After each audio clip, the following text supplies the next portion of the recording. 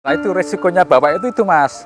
Makanya saya bilang itu belum tentu orang berani dan bisa. Dalam arti berani kan, berani hujan-hujanan enggak, berani kepanas-panasan enggak. Itu berani bawa itu dengan istilahnya dengan kondisi mobil kayak gini berani bawa enggak. Nah, makanya kan itu mesin juga belum ada bebannya Mas. Kita aja kalau bawa, kalau belum ada bebannya kan otomatis kita lari ntar kayak naik kuda. Wah ya kita kayak dilompat-lompat itu aja.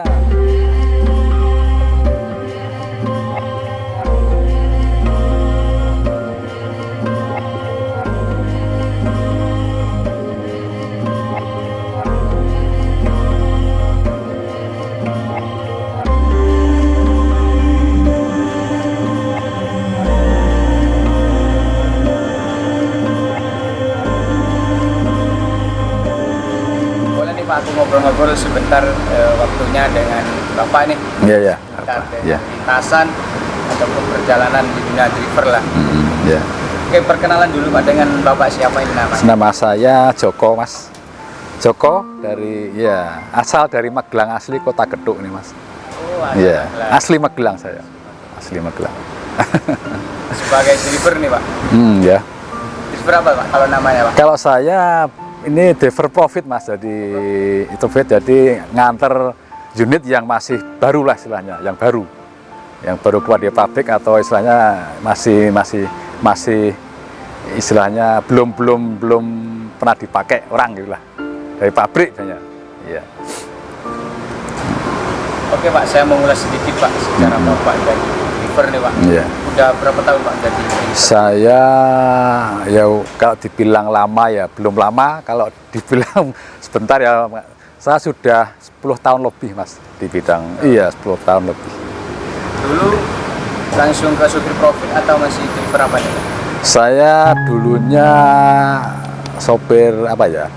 Sopir angkot pernah Mas. Angkot pernah, sopir pengantar barang-barang bawa bok-bok itu juga pernah. Terus ini terakhir lari ke profit ini ya. Berapa tahun Pak kalau di profit? Di profit ya sekitar 9 tahunan lebih Mas. Iya, 9 tahun lebih Mas. 9 tahun.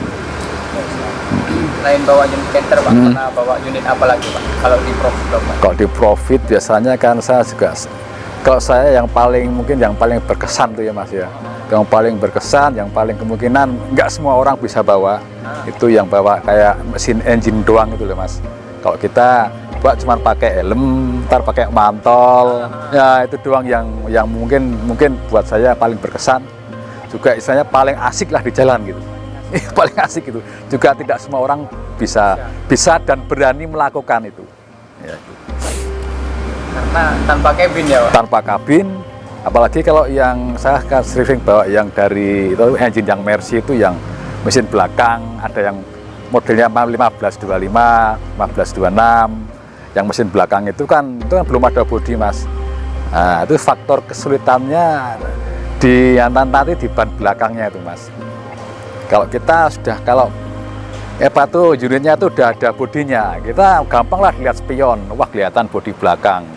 Tapi kalau yang belum ada bodinya, biasanya kalau yang ban belakang kita nggak istilahnya nggak jeli sama yang di ban belakangnya itu, nah itu banyak entah terjadi kesenggol atau mungkin gantol orang. Makanya kejadian itu sering Mas. Jadi nggak sembarang orang berani dan bisa membawa itu engine itu ya Tamiya lah istilahnya. Ya istilah orang-orang itu, wah ini bawa Tamiya itu. Iya, itu yang paling istilahnya kalau saya lah.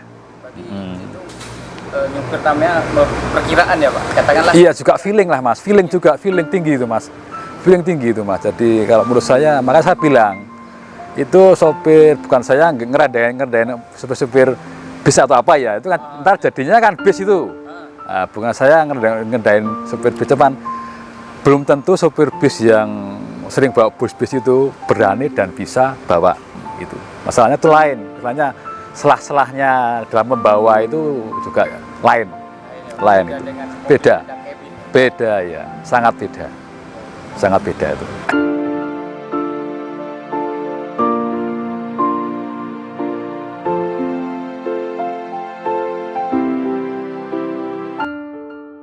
Kalau kalau saya kan apa aja saya bawa Mas, tergantung ordernya. Saya juga kadang-kadang sering bawa ini yang dari kantor ini yang FE84, yang kantor yang kecil. Iya, kadang saya juga sering di Hino juga, di Mercy juga jalan Mas. Iya. Mana yang ada orderan Mas, kayak kita kan tadi nih nggak bisa ngandelin satu SWDC lah gitu. Oh, iya, iyalah, nah, kita juga nggak terikat, istilahnya kita cuma tenaga borongan aja. Iya. Manapun ada situ bos percaya sama kita jalanin aja gitu. Saya bahas Tamiya nih, Pak. Kalau kan Tamiya itu kan nggak ada cabin, pakai jaket, pakai helm. Iya. Kalau hujan gimana, Pak? Apa enggak? Wah itu resikonya bapak itu Mas. Makanya saya bilang itu belum tentu orang berani dan bisa. Dalam arti berani kan, berani hujan-hujanan enggak, berani kepanas-panasan enggak, itu. Berani bawa itu dengan istilahnya dengan kondisi mobil kayak gini berani bawa enggak. Nah, makanya kan belum tentu orang bisa berani dan bisa gitu. Makanya wah ya itu, makanya itu. Tapi kan kebanyakan kalau bawa mesin itu kebanyakan kan kita sama pihak perusahaan tapi nggak bisa diburu-buru. Kalau bawa itu kita nggak bisa diburu-buru. Itu nanti kalau diburu-buru malah akibatnya fatal lah. Iya, kecuali kalau yang udah ada kabinnya kayak kantor ini itu nggak masalah. Hujan panas hajar aja. Tapi kalau bawa itu kita nggak berani, dalam arti perusahaan juga nggak berani buru-buru. Itunya seumpama Mas besok datangnya harus jam sekian-sekian, perusahaan nggak berani gitu. Paling cuman di harinya Mas. Pak nanti hari Senin harus masuk ya, entah itu jam sekian, pokoknya sampai sana aman, nggak ada apa-apa, sudah gitu. Kalau bawa engine yang Tamiya itu Mas. Pak, kalau bawa yang Tamiya nih, kecepatan Bapak paling banter itu berapa Pak? Kan nggak ada cabinnya. Iya, itu tergantung kondisi jalannya Mas. Kalau bawa itu ya Mas, itu masanya kita kan, itu mesin juga belum ada bebannya Mas. Kita aja kalau belum ada bebannya kan otomatis kita lari ntar kayak naik kuda. Wah ya kita kayak dilompat-lompat itu aja. Mau istilahnya kalau istilahnya orang profit yang biasa bawa gitu, itu biasanya kan bannya tuh dikempesin dikit semua. Ban belakang ukuran sekian, ban depan ukuran sekian. Nah, itu biar ngurangin ini longgarin ya kerasnya lompat-lompatannya itu.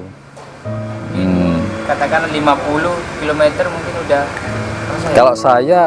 Kalau 50 km kalau di jalan, kalau masuk tol itu nggak kerasa masa, kalau di tol bisa jalan 90-100 itu Mas, berani itu Mas. Iya berani. Nah, tol kan ini kan datar Mas, jadi jalannya datar. Jadi nggak ada istilahnya kayak ini kayak lubang-lubang gini kan nggak ada. Iya. Kok tol kita beri tancap itu. Ya kayak bus biasa itu. Saya pernah tuh jalan dari masuk tol Cikampek, wah kejadian sama bus yang jadi itu, saya di belakang, wah kayak pokoknya, wah seru lah, seru itu. Katakanlah ada yang mengatakan yang pejuang 0 km. Ya betul, ya, pejuang 0 km itu, 0 km. Ntar kita diukur nggak sampai nyampe juga itu. 0 terus ya kan? Kalau ada yang paham ya gitu. Iya betul itu, kerja 0 km. Kita ada di pejuang 0 km. Iya.